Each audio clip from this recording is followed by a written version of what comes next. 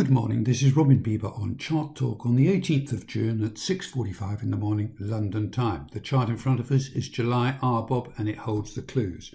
But let's just look back at yesterday. This time yesterday morning, the contracts were wobbling from the previous day's good closes and were in support testing mode, particularly the short-term moving averages on the crudes and most notably RBOB at its 8-day moving averages, little blue line here, which it held beautifully. That was the most important support on the board. It remained so, and it rallied. We had reasonable closes, we had good closes last night on products and just okay on the crudes. The crudes look a little unenthusiastic and we're beginning to get a divergence of activity from the crudes and the products. If the crudes don't follow the products, it's not usually critical. If it's the other way around, i.e. the products are failing and the crudes look okay, it's normally a point to be careful around. However, today, the products look good. They're above their short-term moving averages. We closed above the short-term moving averages on every contract last night, and we're looking okay. The trend is up, and there's no reason to suppose it's faltering other than the fact that crudes are testing their short-term moving averages today. And whilst RBOB stays above its 5 and 8 day moving average today at 118.40 to 118.20, everything is okay. That level is the most important support on the board today. So let's zone in on July RBOB. Here you've got the 5 and 8 coming in between 118.40, 118.20.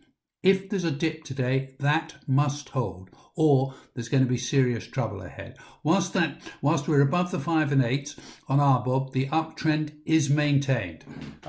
And betting against it has not been particularly profitable recently. And whilst above the 5 and 8, RBOB should make its way to around 123.48 to 124.44.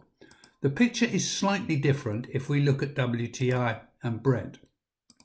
Not a lot different, but different.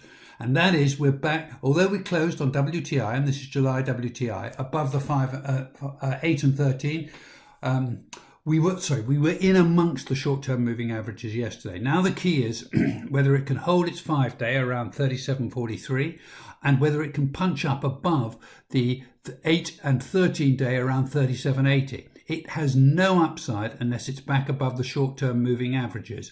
And its close last night was just above them and hardly conclusive.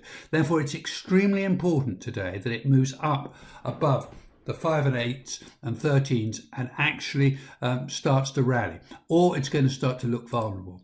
Brent is above its short-term moving averages just, and they come in today as support between 40.33 and 23, the 8 and 13, and then 40.05, the 5-day. So long as it stays around above 40.05, the 5-day, it's okay, and the upside is gently maintained. Over the 8 and 13s, and it's joining in with the products and should firm. So in both the cases, WTI and Brent, which are slightly reluctant, the short-term moving averages are the key.